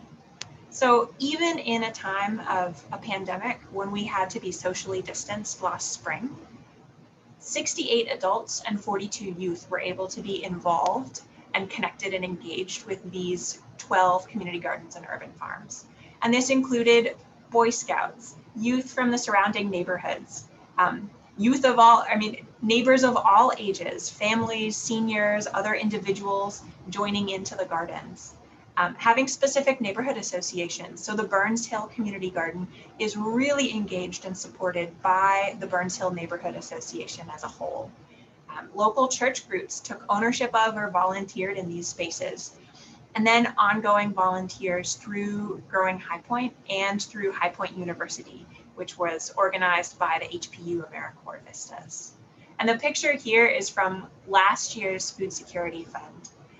That Carl was talking about through the Greater High Point Food Alliance. The Burns Hill Community Garden received funding for new tools as part of one of the recipients from the Food Security Fund. So that's this picture here. I was talking about the value of the harvest last year. So some urban growers in New York City estimated that for every 1 square foot of an urban growing space, they could estimate that it would produce about 1.2 pounds of fresh produce.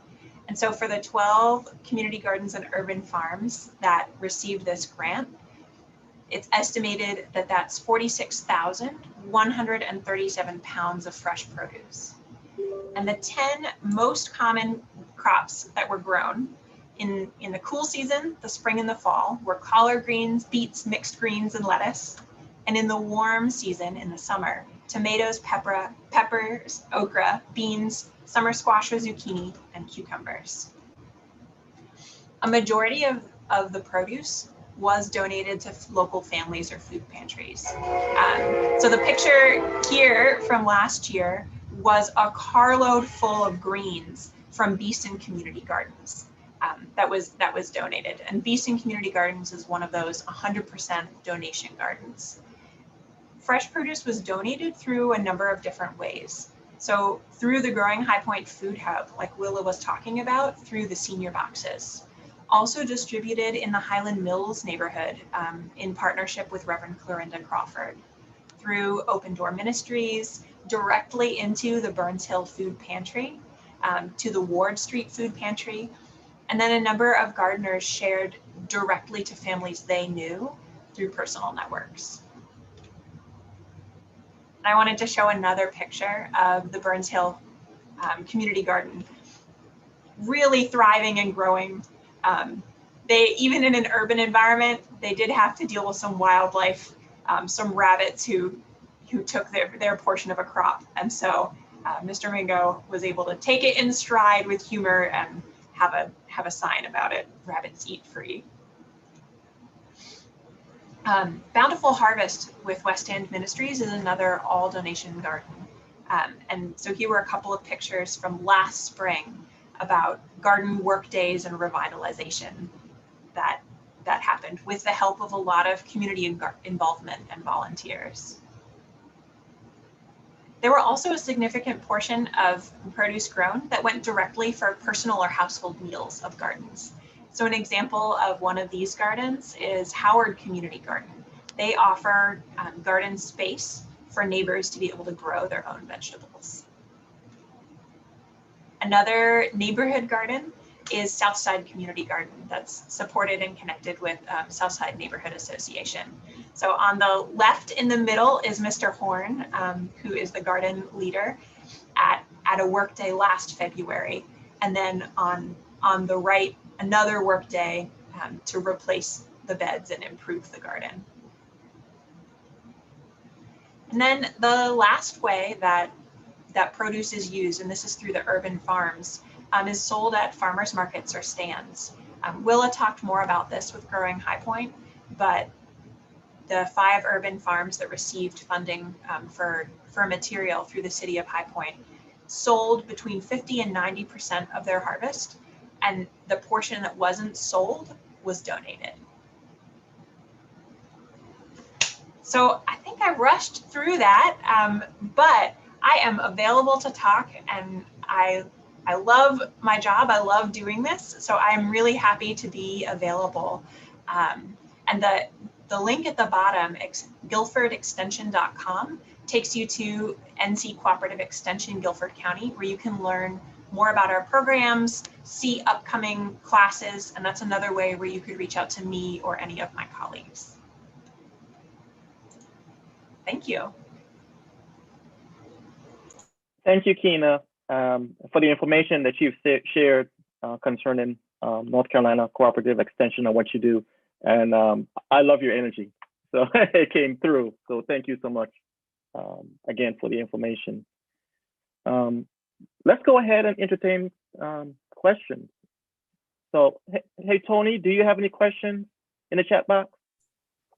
Yes, as a matter of fact, there are a host of questions for several of the panelists. Yes, thank you. So I'll start first with Growing High Point. There are 3 questions for Willa Mays. The first one is, how do you accommodate the elderly and physically challenged that cannot make it out to the food trucks when they come to the various neighborhoods? We, if we know about them, we do our best to provide them with their order. That has not happened yet, but we are also developing an online ordering system, and we're going to get flyers out on that so that people can pre-order like a box, and we'll literally just take it to them. I mean, with 2 drivers on staff at all times, that's possible. And we're happy to do that. And they could either pay at the time of delivery or they could pay when they make the order.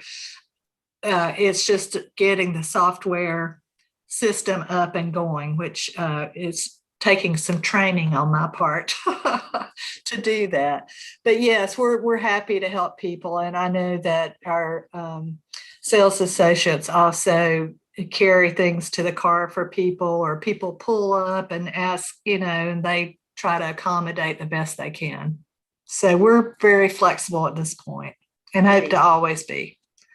Thank you. The next question for you is this a pilot program? And if not, how do you plan to sustain the program? Well, I wouldn't call it a pilot program, but we are certainly learning a lot as we go. It's a brand new adventure for Growing High Point. We have tapped into a wide network of other mobile markets. They do exist in other cities. Most of them are a little different in one way or another, but we can still learn lessons from each other. And as far as sustainability goes, we had hoped to be sustainable within a year, so that we could cover, once we got all the basic equipment in place, and sell our inventory at low prices, but not totally giving it away, so that we could cover the cost of our expenses, which would be our salaries for our sales associates and our inventory.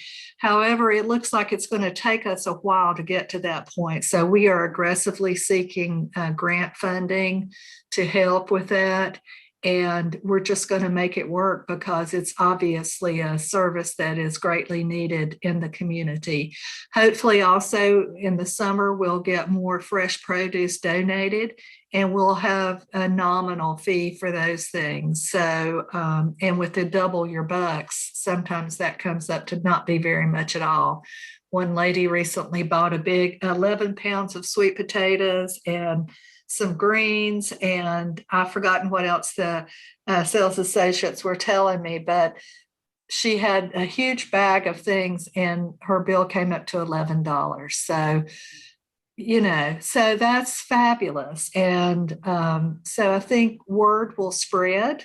And actually, we had some difficulty with the vehicle one day. It had to go in for service, and we were not able to go to one of our sites. And I actually got a phone call from a lady saying, "Where are you? I was so looking forward to you coming." So we went the next day. So we try to be very responsive, and we're going to make it work, because we know it's needed, and we'll get there.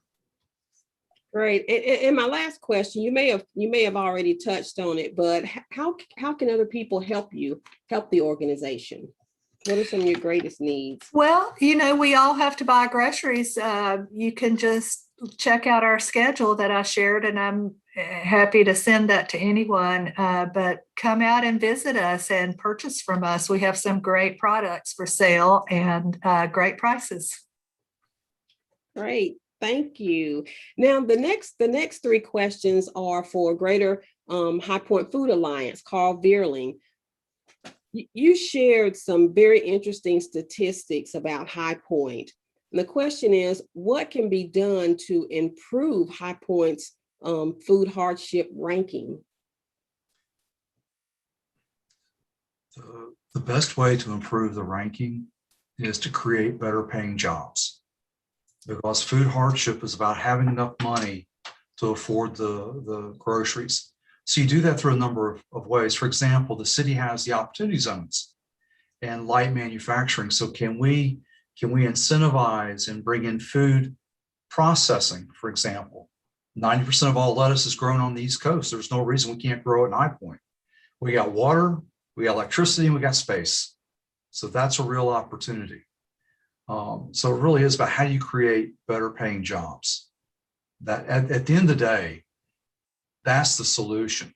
Now, you'll always have people struggling, But the more people that you have employed in good paying jobs, the less demand there is on this system.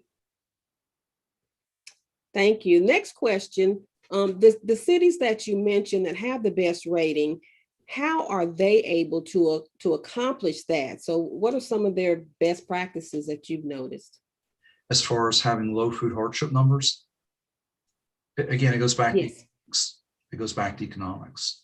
What's really disturbing is that probably the largest agricultural producing county in America is number one for food hardship, or they have been in the past. So, and their issue is, again, low paying jobs. So it sounds simple, but it's not. It really is about economics. Okay, so in answer, you're saying that those that have the best rankings have better jobs. Yes. Okay, and my last question, how can people help your organization with food insecurity? So if they will reach out to us, what we'll do is actually connect them with all these different organizations. So we have a way of doing that on our website, which is www.ghpfa.org. And if they want to volunteer in a food pantry, we'll connect them to a food pantry. If they want to volunteer in a community garden, we'll connect them to a community garden. So that's the best way, because we're this organization that works behind the scenes and we don't do direct services. But we've had people reach out to us who want to volunteer to do backpack programs. So we connect them the United Way. So whatever their passion is, we'll find a connection for them. Great, thank you. My next couple of questions are for Joe Barnes with the United Way of Greater High Point. So the first question is, are there other organizations in High Point with the backpack program that are not part of the United Way that you're aware of? Yes, and I will say yes. I do know we're blessed in this community. We have so many people that believe in this community that Wesley Memorial Church, they do what they call a backpack program by adopting Fairview Elementary School, and they supply a backpack or a bag of food for those students on certain times of the year. And that's not all year long, but it's just certain times. And I do know that in Guilford County, serving some of the Greensboro schools and maybe even some of our schools that I didn't list, is an organization called Backpack Beginnings. And they also are feeding. So it takes all of us. By no means can we cover all of the need that is in the community, nor can Backpack Beginnings, nor can Fairview, because of Carl's reminding us and Willa and everyone that we are in a food insecure area. And when you look at the number of grocery stores that have closed in High Point, and you wonder, well, my goodness, how are people gaining access to food? And so this need is here. And so, yes, there are other organizations assisting us. We were glad to get in and help do a little bit that we've been able to do over the past 10 years. And as more students, one of the questions we often get from social workers, well, I've got some more students, can you add? Well, we don't add a student unless we can carry that student the whole year. So, how would it feel? We say, well, January you can get a backpack, but in March, April, and May, you can't get a backpack because the funding ran out. So, a child doesn't understand that. So we have to have the funding to be able to sustain that child or that youth the whole year through. And we were blessed this year, we were able to cover them through the summer. So that's the power of the community and the Community Development Block Grant and other community partners that have helped us. You on mute, Tony.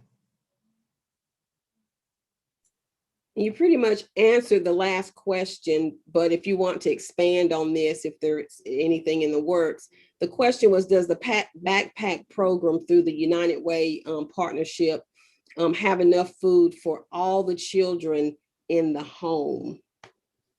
Absolutely not. And we are doing all that we can to help and assist. It takes, when the social worker at the school or at the after school program identifies an additional need in that family, then they can reach out to us. We will look and see if we can sustain that family.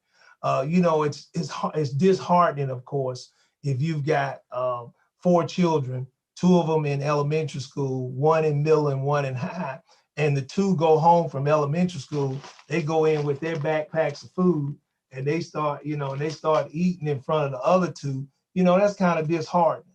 And so we certainly will work with that family and find other community resources such as the Salvation Army, the Triad Food Pantry, all of our pantries say, hey, we've got some children that in this home that need some assistance. How can we help them? Thank you, thank you. And I also have 3 questions for Keena Webershire from the North Carolina Cooperative Extension. The first one is, who do you contact if you would like to start a community garden? I would be happy to be that contact, and then I can come out to a site to evaluate. We can talk on the phone, and then connect to other resources as it makes sense. Okay, and if you are to support Guilford County, where are you located? So right now I'm in an office in Greensboro, but I also, when Michelle McNair's office is open, have a space I work out of in High Point too. Okay, great. And the last question, do you have a seed program? Yeah, so we do get donated seeds specifically for community and school gardens, and have a seed library of kind of limited variety. And so that's one other way of recognizing that for gardens that serve multiple people, often those expenses are coming out of the pockets of the garden leaders. And seeds can be incredibly expensive, especially in the past year, when a number of people were worried about food shortages and started gardening on their own. So we do have a seed program specifically to support and share seeds with community and school gardens. Okay, thank you. And Mr. Henry, this may be a question that we can leave for Ellen. I think it came from YouTube, and it was asking, what is the percentage of High Point to Greensboro receiving the Meals on Wheels?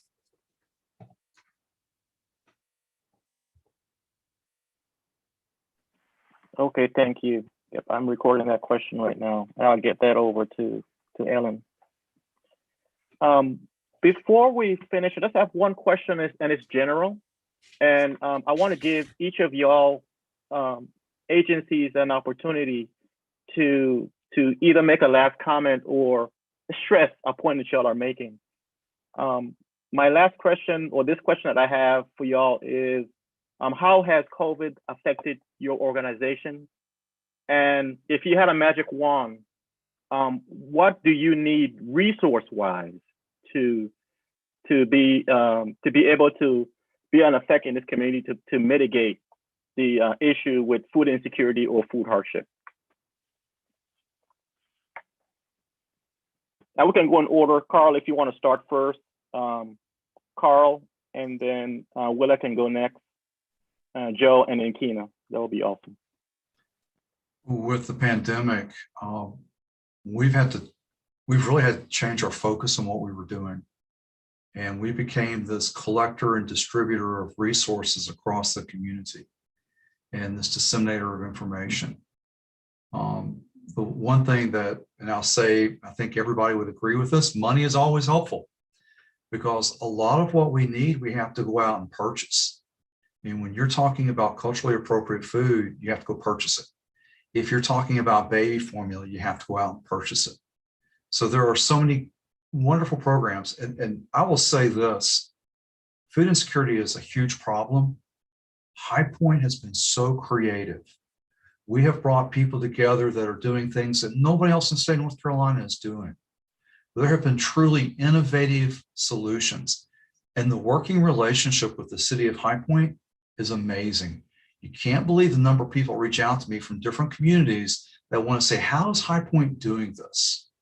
And it really is because it has a collaborative spirit, because we know that together, none of us can solve this problem by ourselves, but together we can solve this problem.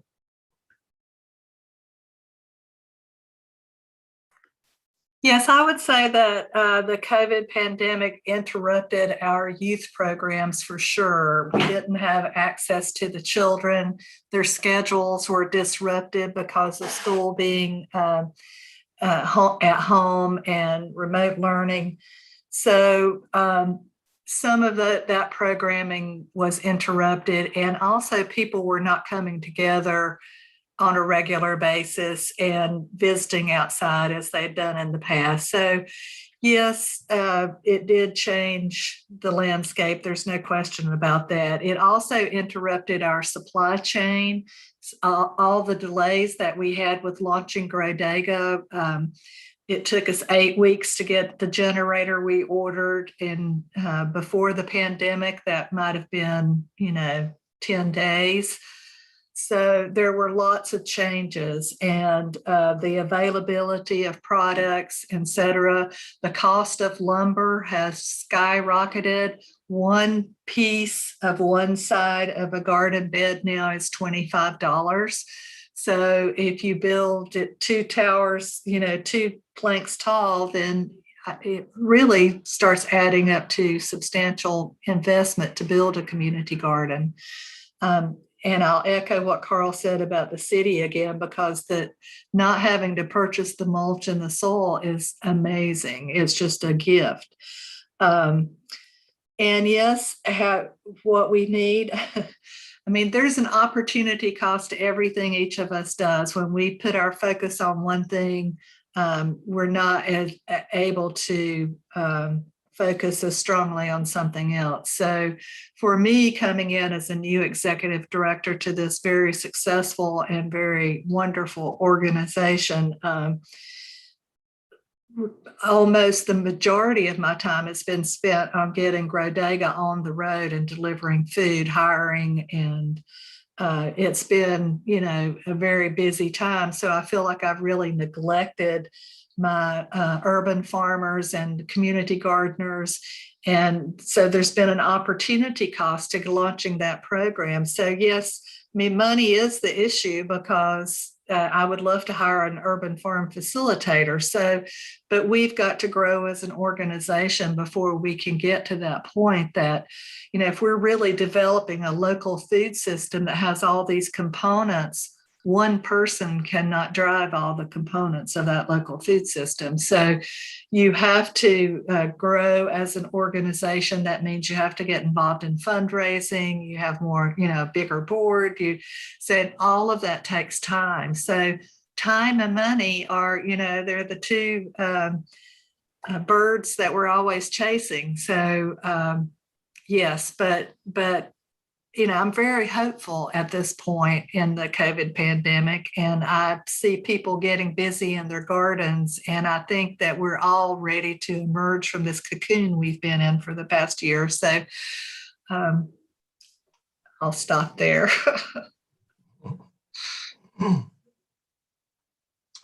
Well, I would say in terms of the pandemic here at the United Way, I came out of this, and I'm coming out of this with a renewed hope that the United Way is necessary in every community.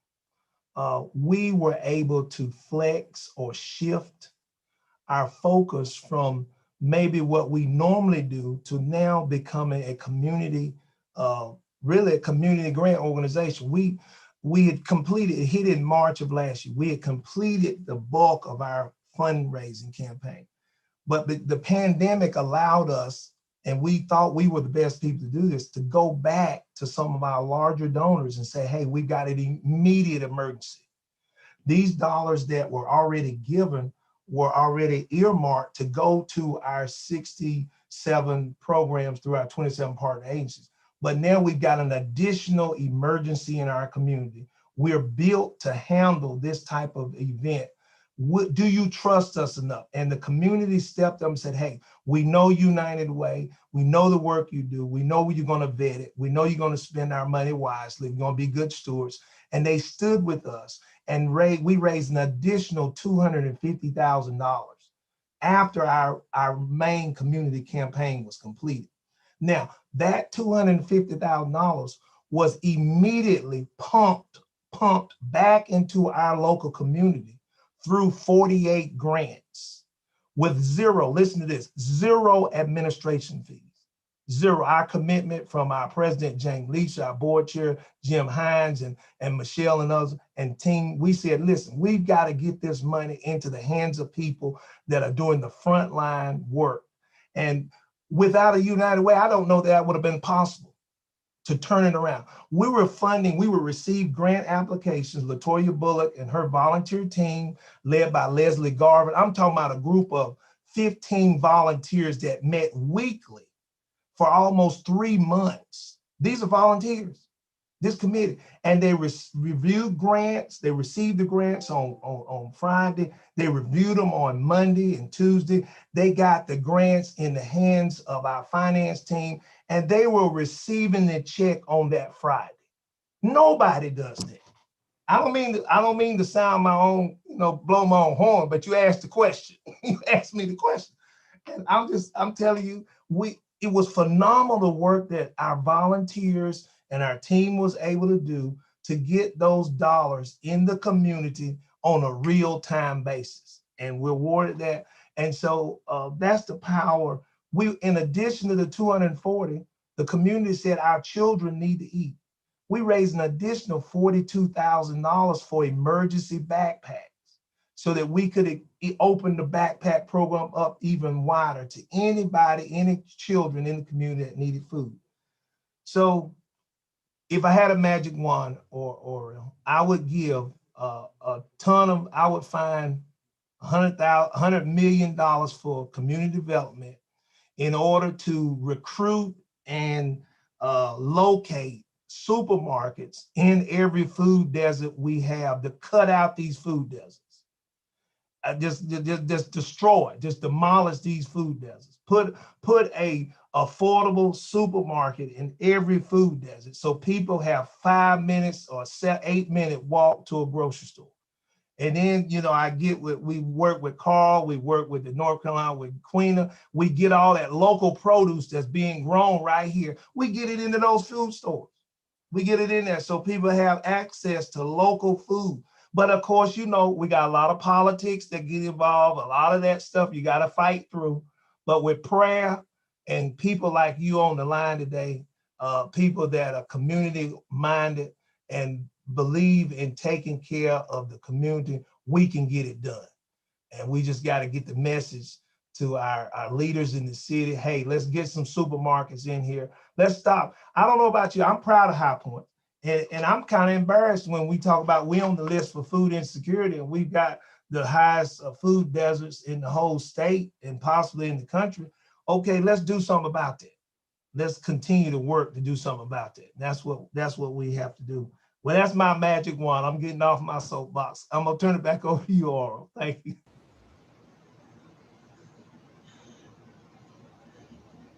And Kina? I can be brief because Joe and Willa and mentioned so much. But I think from a garden's perspective, the impact of the pandemic was kind of on the community garden side. There was a real increase in interest and engagement in community gardens as a space for people in areas that maybe don't have the right conditions or enough space to grow their own food to be able to grow food last year. Kind of across the board in school gardens, a number of them lay fallow as teachers and schools scrambled for other priorities like Joe was talking about.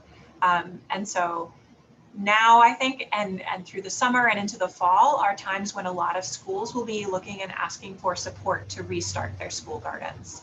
And then I think what Willa talked about with price increases of lumber and soil and seeds and transplants, kind of the side effect of more people being interested in gardening and kind of supply chain shortages along the way is that gardening has become more expensive.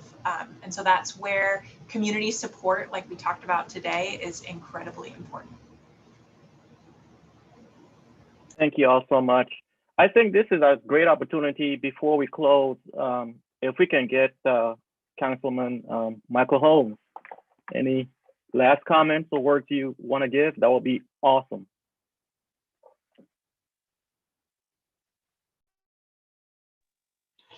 I just want to thank you all for the work that you all are doing and the partnership that we have with the city, that you all have with the city. And every day I know I go home and I think about how blessed my family is. And I think about those who maybe are not experiencing the same fortunes that I am. And it informs how I think about the job that I do as an elected official. You know, I do believe that we have a role, we have a mandate to do what's best for every High Pointer, and how we come together with the resources that we have and the resources that we need to acquire. That requires a partnership, and that requires forward thinking, and that requires innovation. And I see all of that today, and I'm very pleased. But you know, Joe said it best: we can't rest. We're proud of ourselves, but we can't rest. The fact that High Point resides on any list of struggles like that should challenge us every day to work harder. So I'm here to do whatever I can. You know, I've tried to connect some of our food pantries with Carl. I know Turner's Chapel is expanding their operation, and we're able to connect them with Carl and the Greater High Point Food Alliance. And we just have to continue to work together to make things happen in our community. So thank you all for the work that you're doing. I'm very proud and pleased to be a part of it. Thank you so much, Councilman. And thank you all. And in closing, I just want to once again thank the panelists, and the council members. Thank you as well to the Community Development and Housing Organization. Of course, Ryan in the background, you don't see him, but thank you for producing this event today. Okay. Today's event, as well as other events and for the rest of this week, can be viewed online. So I encourage you all to go to highpointnc.gov/virtual public meeting. That's highpointnc.gov/virtual public meeting. If you don't remember all of that, just go to highpointnc.gov, and then you're going to see a search bar in the upper right. Just put virtual, and you will see virtual public meeting. You know, just click on that. One of the first ones that's going to come up is going to say virtual public meeting. Click on that link, and you can view the different events, including this one here. I do encourage everyone to tune in tomorrow at 10 o'clock, where we will cover services for adults and youth, as well as on Friday. At the same time, we will cover the neighborhood association. Please remember, y'all, that these events are covering information and programs that are happening here locally in our community, in the neighborhoods that we live here in High Point. So thank you again, panelists, once again. Thank you, Councilman. And I hope and to see everyone and to hear from y'all this week. Thank you so much, and God bless.